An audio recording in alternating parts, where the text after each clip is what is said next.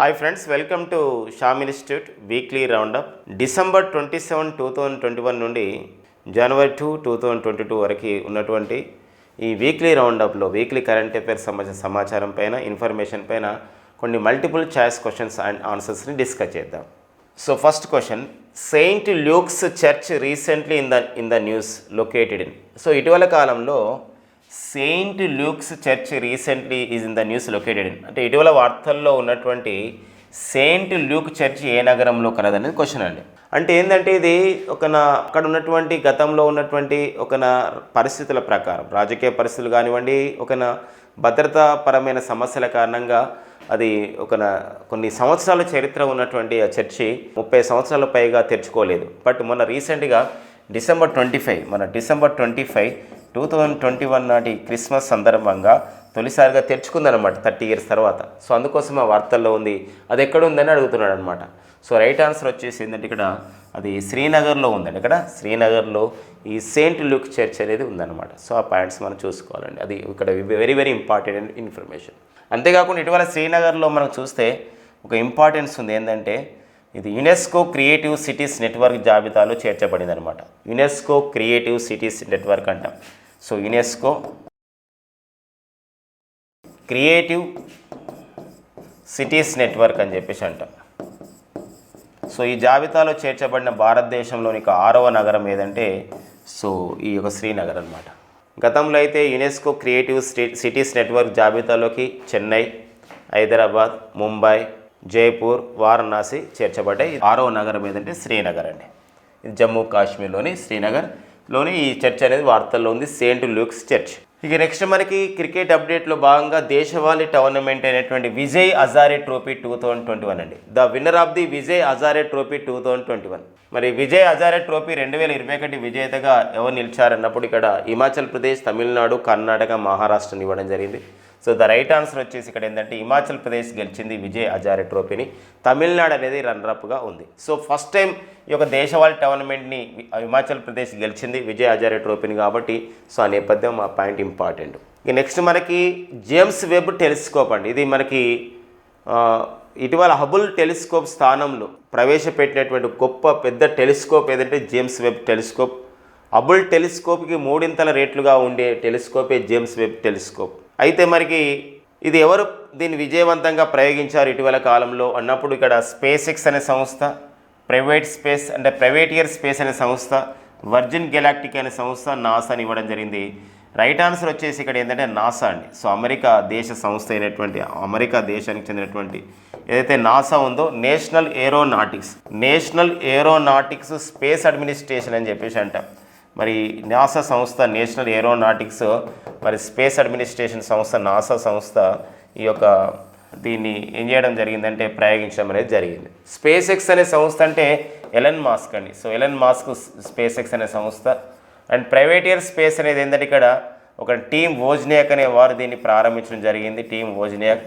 So next virgin galactic అనే సంస్థ, so దీన్ని రిచర్డ్ బ్రాన్మన్ అనేది దీన్ని ప్రారంభించడం జరిగింది, Richard Branman. The book Kashmir conundrum the quest for the peace in the troubled land is written by.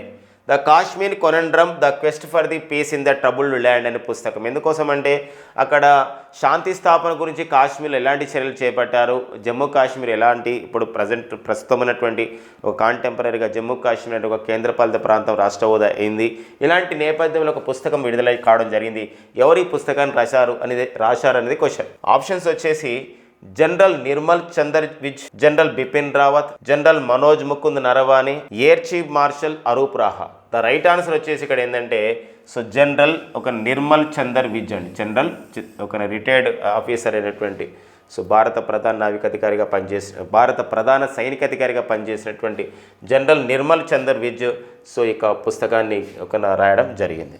88th national billiards title 2021 is held అంటే winner by అంటే 88th national billiards title is winner ఎవరు విజేతగా నిలిచారు. The winner of the 88th national billiards title 88వ జాతీయ billiards title విజేత ఎవరన్నప్పుడు ధ్రువ్ సాత్వాలా, పంకజ్ అద్వానీ, గీత్ సేతి, Ashok Sandilya.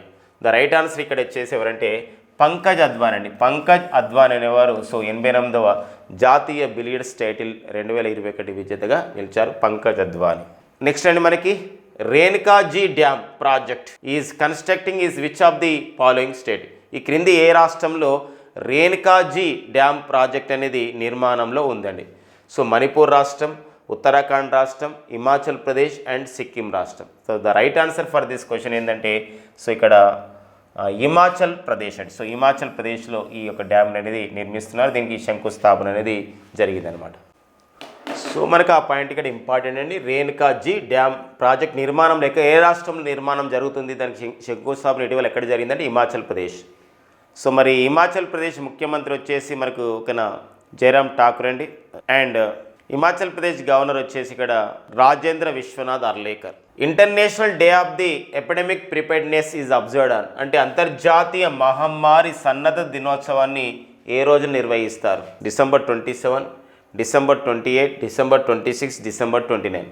The right answer for this question ఏంటంటే సో 2020 సంవత్సరం నుండి దినోత్సవం నిర్వహిస్తున్నారు. సో ప్రపంచ ఆరోగ్య సంస్థ, ఐక్యరాజ్య సమితులు సంయుక్తంగా ఇది ప్రకటించడం జరిగింది. ఎందుకోసం అంటే 2019 డిసెంబర్లో చివర్లలో ఈ తేదీన అక్కడ ప్రపంచంలో తొలిసారిగా ఒక చైనాలోని ఉబి ప్రావిన్స్లో వుహాన్ నగరంలో ఈ యొక్క మహమ్మారి అనేది ఏదైతే కరోనా మహమ్మారి తొలిసారి నిర్ధారణ అయింది. కాబట్టి ఎదుర్కొనే విషయంలో అలాంటి మహమ్మారులను ఎదుర్కొనే విషయంలో అంతర్జాతీయ మహమ్మారి సన్నద్ధత ఒక దినోత్సవాన్ని international day of the epidemic preparedness డేని డిసెంబర్ 27న నిర్వహిస్తున్నారండి. December 27. The rank of Telangana and Andhra Pradesh in the 4th healthy state progressive India 2019-20 అంటే 2019-20 సంవత్సరంలో ఈ 4వ రాష్ట్రాలు అంటే 4వ నివేదిక అనమాట. ఆరోగ్య రాష్ట్రాలు ప్రగతిశీల భారతదేశం అనే నివేదిక అనమాట. మరొకసారి 4వ ఆరోగ్య రాష్ట్రాలు ప్రగతిశీల భారతదేశం 2019-20లో మరి తెలంగాణ, ఆంధ్రప్రదేశ్లు ఎన్నో స్థానంలో నిలిచారనేది క్వశ్చన్ అండి. 4వ స్థానం, 3వ స్థానం, 3, 4, 4, 5, 5, 4 ఇచ్చాడు. రైట్ ఆన్సర్ వచ్చేసి ఇక్కడ ఏంటంటే తెలంగాణ 3వ స్థానంలో, ఆంధ్రప్రదేశ్ ఏంటంటే 4వ స్థానంలో ఈ యొక్క నివేదిక ద్వారా తెలుస్తున్నటువంటి సమాచారం అనమాట. రైట్ ఆన్సర్ వచ్చేసి ఏదంటే ఇక్కడ సెకండ్ ఆప్షన్ అనమాట. ఒక 4th healthy states and progressive India report 2019-20లో నీతి ఆయోగ్ విడుదల చేసినటువంటి నివేదిక అండి. National institution for the transforming India అని చెప్పేసి అంటాం. మరి నీతి ఆయోగ్ చేత విడుదల చేయబడ్డటువంటి నివేదికలో సో మరి ఇక్కడ ఈ తెలంగాణ 3వ స్థానంలో, ఏపీ 4వ స్థానంలో నిలిచిందండి. ద బుక్ పచ్చా పచ్చని పల్లె అనే పుస్తక రచయిత ఎవరున్నారని చెప్పేసి క్వశ్చన్ అండి. ఎవరు రాశారు ఈ పుస్తకాన్ని? రచయిత ఎవరు? 4 ఆప్షన్స్లో నందిని సిద్ధారెడ్డి, దేశపతి శ్రీనివాస్, జూలేరి గౌరీశంకర్, గోరేటి వెంకన్న. సో ఫ్రెండ్స్ గమనించండి, మరి 2021 సంవత్సరానికి అయితే సో మరి గోరేటి వెంకన్న గారికి అయితే కేంద్ర సాహిత్య అకాడమీ అవార్డు కూడా రావడం జరిగింది వల్లంకి తాళం అనే పుస్తకానికి. మరి దేశపతి శ్రీనివాస్, నందిని సిద్ధారెడ్డి గారు అయితే పేరు మోసినటువంటి ఒక తెలంగాణ సాహిత్యవేత్తలుగా ఉన్నారు. సో తెలంగాణ సాహిత్య అకాడమీకి నూతన చైర్మన్గా ఇటీవల నియమితులైనటువంటి జూలూరి గౌరీశంకర్ గారు ఈ పుస్తకాన్ని రాయడం జరిగింది. సో ద రైట్ ఆన్సర్ వచ్చేసి ఏదండి జూలూరి గౌరీశంకర్. పచ్చని పెళ్ళె. Who is called as father of the biodiversity who passed away recently. జీవ వైవిధ్య పితామహుడిగా పేరుగాంచిన వ్యక్తి ఇటీవల మరణించాడు, అతని పేరేంటి అన్నాడు క్వశ్చన్ అడగడం జరిగింది. జీవ వైవిధ్య పితామహుడిగా పేరుగాంచిన వ్యక్తి ఇటీవల మరణించాడు, అతని పేరేంటి? Wangari Maathai, John Muir, E W Wilson అంటే Edward O Wilson, James Hansen. So right answer వచ్చేసి ఇక్కడ ఏంటంటే సో ఎడ్వర్డ్ ఓ విల్సన్ అనేవారిని మనం ప్రపంచ జీవ వైవిధ్య పితామహుడిగా పిలుస్తాం. వారు మరణించడం జరిగింది. సో మనకి ఇక్కడ ఇది ఒక ఇంపార్టెంట్ పర్సన్స్ ఇన్ ద న్యూస్గా important. The new deputy national security adviser of the India. నూతన జాతీయ భద్రత ఉప సలహాదారు ఎవరు? కానీ ఇక్కడ గమనించండి, అజిత్ దోవల్ అయితే మనకి జాతీయ భద్రతా సలహాదారు అండి. కానీ ఇటీవల కాలంలో ఒక భద్రతా సలహాదారుగా లేదా జాతీయ భద్రత ఉప సలహాదారుగా ఇంగ్లీష్లో అయితే new deputy national security adviser ఎవరు నియమితులు కావడం జరిగింది? మరి ప్రదీప్ కుమార్ రావత, విరాల్ దేశాయ్, విక్రమ్ మిశ్రీ, అవి శర్మ. సో రైట్ ఆన్సర్ వచ్చేసి ఇక్కడ ఎవరండి? విక్రమ్ మిశ్రీ నియమితులు కావడం జరిగింది. Vikram Misri is the right answer. New deputy national security adviser of the India. So next అండి మనకి Shyam Prasad Mukherjee rurban mission started in అంటే శ్యామ్ ప్రసాద్ ముఖర్జీ రూర్బన్ మిషన్ అనే కేంద్ర ప్రభుత్వ కార్యక్రమం ఎప్పుడు ప్రారంభించారు? 2015 సంవత్సరంలోనా, 2016 సంవత్సరంలోనా, 2017, 2018? అంటే ఇక్కడ అర్థం ఏంటంటే గ్రామీణ ప్రాంతాల్లో పట్టణ సౌకర్యాలు కల్పించడమే శ్యామ్ ప్రసాద్ ముఖర్జీ రూర్బన్ మిషన్ యొక్క ఉద్దేశం. మరి ఇది ఏ సంవత్సరంలో ప్రారంభించారు? సో ద రైట్ ఆన్సర్ వచ్చేసి ఇక్కడ ఏంటంటే 2016 అండి. 2016 సంవత్సరంలో శ్యామ్ ప్రసాద్ ముఖర్జీ రూర్బన్ మిషన్ని ప్రారంభించడం జరిగింది కేంద్ర ప్రభుత్వం. సో మనకి ఇక్కడ ఏంటంటే కేంద్ర ప్రభుత్వ కార్యక్రమాలు ఎప్పుడు ప్రారంభించబడ్డవి అనేది ఇంపార్టెన్స్గా ఉంటుంది ఒక్కొక్కసారి, అంటే అవి సాధించిన విజయాల నేపథ్యంలో. ఇక నెక్స్ట్ అండి మనకి గ్రామ ఉజాల స్కీమ్ అండి. సో మరి గ్రామ ఉజాల స్కీమ్ని ఎప్పుడు లాంచ్ చేశారు? గ్రామ ఉజాల స్కీమ్ అనేది March 24, 2021, October 13, 2021, October 21, 2020, March 24, 2020. So దీని ఉద్దేశం ఏంటంటే గ్రామాలలో లెడ్ దీపాలని అందజేయడం దీనికి ఒక ప్రధానమైన ఉద్దేశం గ్రామాల్లో. సో మరి లెడ్ అంటే ఇక్కడ లైట్ ఎమిటింగ్ డయోడ్ అని చెప్పేసి అంటాం. ఉజాల అనే కార్యక్రమం ద్వారా ఏదైతే Unnati Jyoti of the affordable LEDs for all అని చెప్పేసి అంటాం. Unnati Jyoti of affordable LEDs for all, మరి అఫోర్డబుల్ లెడ్స్ ఫర్ ఆల్ అని చెప్పేసి అంటాం. మరి ఒక Unnati Jyoti of the affordable LEDs for all అనే కార్యక్రమంలో భాగంగా ఒక గ్రామ ఉజాల అనే కార్యక్రమంలో భాగంగా గ్రామాల్లో మరి ఒక లెడ్ దీపాలను వినియోగించేటట్టు ప్రోత్సహించడం, ఒక 7 వాట్లు 12 వాట్ల బల్బులను ఆ విధంగా అందజేయడం అనే ప్రధాన ఉద్దేశంతో ఈ గ్రామ ఉజాల స్కీమ్ని ఎప్పుడు ప్రారంభించారు? రైట్ ఆన్సర్ వచ్చేసి సో March 24, 2021 ఈ కార్యక్రమం ప్రారంభించడం జరిగింది. World endoscopy organisation's lifetime achievement award for 2021 is announced to. 2021 సంవత్సరానికి వరల్డ్ ఎండోస్కోపీ సంస్థ చేత జీవిత సాఫల్య పురస్కారాన్ని పొందిన వారు ఎవరనేది క్వశ్చన్. మరి డాక్టర్ నాగేంద్రన, డాక్టర్ నాగేశ్వర్ రెడ్డి గారా, డాక్టర్ శారదా మీనన్ గారా, doctor neera గుప్తానా? The right answer వచ్చేసి సో హైదరాబాద్ కేంద్రంగా పనిచేస్తున్నటువంటి ప్రపంచ ప్రఖ్యాతి చెందినటువంటి ఒక జీర్ణకోశ వ్యాధుల చికిత్స సంస్థ ఏదైతే Asian institute of the gastroenterology ఉందో ఏఐజీ, ఆ సంస్థ వ్యవస్థాపకుడైనటువంటి so doctor D Nageshwara Reddy గారికి అవార్డుని ప్రకటించడం జరిగింది. ఇది జపాన్లో జరగబోయే ఈ యొక్క అంతర్జాతీయ సదస్సులో ఇవ్వబోతున్నారు అనమాట. ఓకేనండి, ఇది ఇంపార్టెంట్ అండి. The 5th Indian pacer to take 200 test wickets. So టెస్టుల్లో 200 వికెట్లు తీసినటువంటి 5వ భారత పేసర్ ఎవరనేది క్వశ్చన్ అండి. ఇక్కడ రిషబ్ పంత్, భువనేశ్వర్, మహమ్మద్ షమి, అజజ్ పటేల్. సో అజజ్ పటేల్ అనేది మళ్ళీ వేరే రికార్డ్ అండి వారు, అంటే ఇక 10 వికెట్స్ టెస్ట్లో తీసుకున్నటువంటి న్యూజిలాండ్ క్రికెటర్. సో ఇక్కడ రైట్ ఆన్సర్ వచ్చేసి మన భారతీయ క్రికెటర్ అయినటువంటి వీరే మహమ్మద్ షమి 5వ భారత పేసర్గా టెస్టుల్లో 200 వికెట్లు తీసినటువంటి ఒక బౌలర్గా భారత క్రికెటర్గా గుర్తించబడ్డారు. ఎవరండి? Mohammed Shami. Sibir a versatile nuclear powered ice breaker is in the news belongs to which country? ఇటీవల వార్తల్లో ఉన్నటువంటి సిబిర్ అనే ఒక విభిన్నమైనటువంటి న్యూక్లియర్ పవర్డ్ ఐస్ బ్రేకర్ ఏ దేశం చెందింది? పర్టికులర్గా ధ్రువ ప్రాంతాల్లో, మంచున్న ప్రాంతాల్లో ఐస్ను బ్రేక్ చేస్తూ ఒక రహదారి నిర్మించే ఒక ప్రధాన ఉద్దేశంతో, నావికా మార్గాన్ని నిర్మించే ఉద్దేశంతో తయారు చేయబడింది సిబిర్. మరి ఈ సిబిర్ అనే ఈ versatile nuclear powered ice breaker అనేది ఏ దేశం చెందింది? Canada, America, Japan, Russia. The right answer వచ్చేసి ఇక్కడ ఏంటండి? రష్యా దేశానికి చెందింది. For 2021 which of the Telugu writer one central literature academy award. So 2021 సంవత్సరానికి సంబంధించి మరి తెలుగు భాషలో మరి కేంద్ర సాహిత్య అకాడమీ అవార్డును పొందిన వారు ఎవరు? సో మరి వల్లంకి తాళం అనే సంబంధించినటువంటి ఒక పుస్తక రచనకు కానీ ఈ అవార్డు రావడం జరిగింది. సో వారికి ఎవరంటే ఇక్కడ మరి రైట్ ఆన్సర్ వచ్చేసి మరి ఇక్కడ 4 ఆప్షన్స్ ఇచ్చారు. గోరేటి వెంకన్న, పెన్నా రామకృష్ణ, రావులపాటి సీతారాం, ఎడ్లూరి మానస. సో రైట్ ఆన్సర్ వచ్చేసి ఇక్కడ ఏంటంటే సో గోరేటి వెంకన్న అండి. ఎవరండి? గోరేటి వెంకన్న. 2021 సంవత్సరానికి ఒక కాలేజ్ అవార్డు పొందిన వారు పెన్నా రామకృష్ణ. రావులపాటి సీతారామ గారు కూడా గతంలో ఒక కాలేజ్ అవార్డు వచ్చింది. తెలంగాణ సాహిత్య అకాడమీ, తెలంగాణ రాష్ట్రం ఇచ్చే అత్యున్నతమైన సాహిత్య బహుమతి. సో ఎడ్లూరి మానస గతంలో మరి కేంద్ర సాహిత్య అకాడమీ అవార్డు పొందారు. రైట్ ఆన్సర్ వచ్చేసి 2021 సంవత్సరానికి కేంద్ర సాహిత్య అకాడమీ అవార్డుని పొందినటువంటి వారు ఎవరంటే ఇక్కడ గోరేటి వెంకన్న అండి. తెలుగు భాషకు గాను వల్లంకి తాళం అనే రచనకు గాను. The new member joined in BRICS new development bank is. BRICS new development బ్యాంక్లో నూతన సభ్య దేశం ఏ దేశం చేరింది అనేది క్వశ్చన్ అండి. సో బ్రిక్స్ అనేది అంటే Brazil, Russia, India, China, south Africa అని చెప్పేసి అంటాం. ఈ బ్రిక్స్ అనే వాళ్ళు ఏం చేశారంటే 5 దేశాల వాళ్ళు న్యూ డెవలప్మెంట్ బ్యాంక్ని షాంఘై కేంద్రంగా ప్రారంభించారు. మరి షాంఘై కేంద్రంగా ప్రారంభించినప్పుడు ఈ 5 దేశాలు ఉన్నాయి బ్రిక్స్ దేశాలు ఉన్నాయి. కానీ రీసెంట్గా ఉరుగ్వే దేశాన్ని ఒక సభ్య దేశంగా బ్రిక్స్లో అంటే న్యూ డెవలప్మెంట్ బ్యాంకులో యాడ్ చేయడం జరిగింది, సభ్య దేశంగా అనుమతి ఇవ్వడం జరిగింది.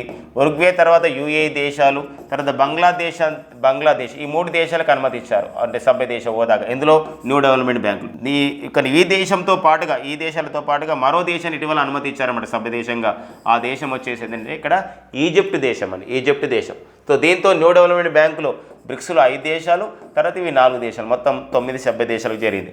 కొత్త సభ్య దేశాలు అయితే 4వ దేశంగా ఈజిప్ట్ అనేది గుర్తించబడుతుంది. Indian army launched quantum laboratory at. So భారత సైన్యం క్వాంటమ్ ల్యాబొరేటరీని ఎక్కడ ఏర్పాటు చేసింది? పూణేలో ఏర్పాటు చేసిందా, అసిమరలో ఏర్పాటు చేసిందా, అంబాలలో ఏర్పాటు చేసిందా, సో మౌలో ఏర్పాటు చేసిందా? So the right answer for this question ఏంటంటే సో ఇది మౌలో, మధ్యప్రదేశ్లోని మౌ అనే ప్రాంతంలో ఈ క్వాంటమ్ ల్యాబొరేటరీని ఏర్పాటు చేయడం అనేది జరిగింది. సో పూణే, అసిమరా, అంబాలా. రైట్ ఆన్సర్ ఇక్కడ ఏంటంటే మౌ అండి. So Mhow is the right answer. అక్కడ సో మారుతున్న కాలానికి అనుగుణంగా సో మరి సైన్యంలో నూతన సాంకేతికతను జోడించడానికే ఈ క్వాంటమ్ ల్యాబొరేటరీని, క్వాంటమ్ ల్యాబొరేటరీని మరియు ఆర్టిఫిషియల్ ఇంటెలిజెన్స్ కేంద్రాన్ని మధ్యప్రదేశ్లోని మౌ ప్రాంతంలో ఏర్పాటు చేయడం జరిగింది. The second state assembly passed Shakti criminal laws act 2021 is. Shakti criminal చట్టం 2021ని ఆమోదించినటువంటి రెండవ రాష్ట్రం ఏదన్నాడు? కర్ణాటక, మహారాష్ట్ర, ఆంధ్రప్రదేశ్, కేరళ. సో ఫ్రెండ్స్ గమనించండి, మనకి ఈ ఒక మహిళల భద్రత గురించి వివిధ రాష్ట్రాలు వివిధ చట్టాలు తీసుకొస్తూ ఉన్నాయి. మరి ఇటు మన ఆంధ్రప్రదేశ్ రాష్ట్ర ప్రభుత్వం కూడా 2019లో మరి దిశ చట్టాన్ని తీసుకురావడం జరిగింది. సో మరి ఇది కేంద్ర న్యాయశాఖ ఇంకా అనుమతి ఇవ్వలేదు. అయితే అలాంటి చట్టాన్ని, దిశ చట్టాన్ని పోలినటువంటి ఒక మహిళల భద్రత విషయంలో ఒక చట్టం తీసుకొచ్చింది ఒక రాష్ట్ర శాసనసభ ఆమోదించింది. ఏ రాష్ట్ర శాసనసభ ఆమోదించింది అనేది క్వశ్చన్ ఇక్కడ. సో రైట్ ఆన్సర్ వచ్చేసి ఇక్కడ సో మహారాష్ట్ర దీన్ని తీసుకురావడం అనేది జరిగింది. సో మహారాష్ట్ర ముఖ్యమంత్రి ఎవరండి? ఉద్ధవ్ ఠాకరే. వీరు శివసేన పార్టీకి చెందినవారండి. సో మహారాష్ట్ర గవర్నర్ వచ్చేసి భగత్ సింగ్ కోశ్యారి. సో నెక్స్ట్ క్వశ్చన్కి వెళ్దాం. India's new ambassador to the UN conference on disarmament in Geneva is. అంతర్జాతీయ నిరాయుధీకరణ సంస్థకు నూతన భారత రాయబారిగా ఎవరు నియమితులు కావడం జరిగింది? Pankaj Sharma, Pradeep Kumar Rawat, doctor Anupam Rai, TS Tirumurti. Friends గమనించండి, ఇక్కడ రైట్ ఆన్సర్ వచ్చేసి ఇక్కడ ఏంటంటే మరి new ambassador to the UN conference on the disarmament ఒక నిరాయుధీకరణ సంస్థ ఏదైతే జెనీవాలో ఉందో ఆ సంస్థకి నూతన రాయబారిగా ఎవరు నియమితులు కావడం జరిగిందంటే అనుపమ్ రాయ్ అండి. సో రైట్ ఆన్సర్ వచ్చేసి థర్డ్ ఆప్షన్ అనేది ఇక్కడ రైట్ ఆన్సర్. టిఎస్ తిరుమూర్తి అనేవారు ఎవరంటే మనకు ఐక్యరాజ్యసమితిలో భారత యువ రాయబారిగా ఐక్యరాజ్యసమితిలో భారత రాయబారిగా పనిచేస్తున్న వారు. The permanent Indian representative to the UNO is TS Tirumurti. ఐక్యరాజ్యసమితిలో భారత శాశ్వత ప్రతినిధిగా కూడా టిఎస్ తిరుమూర్తి పనిచేస్తున్నారు. ఓకేనా? కానీ right answer for this question మాత్రం doctor Anupama Rai. In Atal ranking of institutions on innovation achievements 2021 the top 3 institutes are. అంటే Atal ranking of the institutions ఏదైతే ఉన్నాయో అంటే ఇక్కడ Atal ranking of the institutions on innovation achievement 2021లో మరి మొదటి 3 స్థానాల్లో నిలిచినటువంటి సంస్థలు ఏవి అని చెప్పేసి ఉంది అన్నమాట. కేంద్ర విద్యాశాఖ తయారు చేసిన ఈ నివేదికలో మరి భారతదేశ వ్యాప్తంగా 1438 సంస్థలు ఇందులో భాగస్వామ్యం కావడం జరిగింది. అంటే అన్ని సంస్థలకి ఇందులో పోటీ పడడం జరిగింది ఉన్నత విద్యా విషయంలో, అంటే విద్యను అందించే విషయంలో, మౌలిక సదుపాయాల విషయంలో, బోధన అభ్యాసన అనుభవాలని చేయడం, ప్రాజెక్టు వర్క్ అండ్ వారికి ఉన్న ఉపాధి రావడం, క్యాంపస్ రిక్రూట్మెంట్స్ ఇవన్నీ బేస్ చేసుకొని తయారు చేసినటువంటి Atal ranking of the institutions on innovations అచీవ్మెంట్స్లో మరి మొదటి 3 స్థానాల్లో నిలిచిన సంస్థలు ఏమన్నాడు? రైట్ ఆప్షన్ వచ్చేసి ఇక్కడ ఏంటంటే IIT Madras, IIT Bombay, IIT Delhi అండి. అంటే ఈ 3 సంస్థలు మొదటి స్థానం నిలవడం జరిగిందనమాట. ఐఐటి మద్రాస్ అయితే ఇది వరుసగా 3వసారి మొదటి స్థానం నిలిచింది. IIT Madras, IIT Bombay, IIT Delhi అండి. ఇది మనకు గుర్తుపెట్టుకోవాల్సిన అంశం. On December 30, 2021 ministry of the home affairs announced to extended AFSPA for 6 months. ఈ క్రింది ఏ రాష్ట్రంలో మరి సాయుధ బలగాల ప్రత్యేక అధికారుల చట్టాన్ని December 30, 2021 నుండి మరో 6 నెలల పాటు పొడిగిస్తున్నట్లు కేంద్ర హోంశాఖ ప్రకటించింది. అంటే December 30, 2021 నుండి June 30, 2022 వరకు పొడిగిస్తున్నట్లు కేంద్ర ప్రభుత్వం ప్రకటించిందండి అక్కడ. అంటే సాయుధ బలగాల ప్రత్యేక అధికారుల చట్టం మరి ఏ రాష్ట్రంలో ఇది జరిగింది? మణిపూర్, అస్సాం, మేఘాలయ, నాగాలాండ్ అన్నాడు. ద రైట్ ఆన్సర్ వచ్చేసి ఇక్కడ ఏంటంటే నాగాలాండ్ రాష్ట్రంలో సాయుధ బలగాల ప్రత్యేక అధికారుల చట్టాన్ని మరో 6 నెలల పాటు పొడిగించడం అనేది జరిగింది. నాగాలాండ్ ప్రస్తుత ముఖ్యమంత్రి వచ్చేసి వారు ఎవరంటే నిఫ్యోరియో అండి. ఎవరండి? నిఫ్యోరియో. ఇది ప్రకటించడం జరిగింది. అంటే నిఫ్యోరియో నాగాలాండ్ రాష్ట్ర ముఖ్యమంత్రి. అయితే ఈ నిర్ణయాన్ని మాత్రం ప్రకటించింది మాత్రం ఎవరండి? కేంద్ర హోంశాఖ ప్రకటిస్తుంది. భారత ప్రభుత్వం కేంద్ర హోంశాఖ ప్రకటిస్తుంది అఫ్సా విషయంలో. In which of the Indian city setup Portugal football player Cristiano Ronaldo statue. ఈ క్రింది ఏ నగరంలో పోర్చుగల్ ఫుట్బాల్ ప్లేయర్ అయినటువంటి క్రిస్టియానో రొనాల్డో విగ్రహాన్ని ఆవిష్కరించారు? గువాహతి, పనాజీ, పూణే, భువనేశ్వర్. ఫ్రెండ్స్ ఇక్కడ గమనించండి, మరి గువాహతి, పనాజీ, పూణే, భువనేశ్వర్లో ఏ నగరంలో ఇటీవల కాలంలో పోర్చుగల్ ఫుట్బాల్ ప్లేయర్ మరి ఎక్కువ గోల్ చేసినటువంటి ప్లేయర్ అయినటువంటి మరి క్రిస్టియానో రొనాల్డో విగ్రహాన్ని ఆవిష్కరించడం జరిగింది. మరి ఇక్కడంటే రైట్ ఆన్సర్ మరి గోవా రాజధాని పనాజీలో దీన్ని ఏర్పాటు చేయడం అనేది జరిగింది. Dash the number of the instalment of the financial benefit under PM Kisan scheme released by PM Narendra Modi గారు ఆన్ January 1, 2022.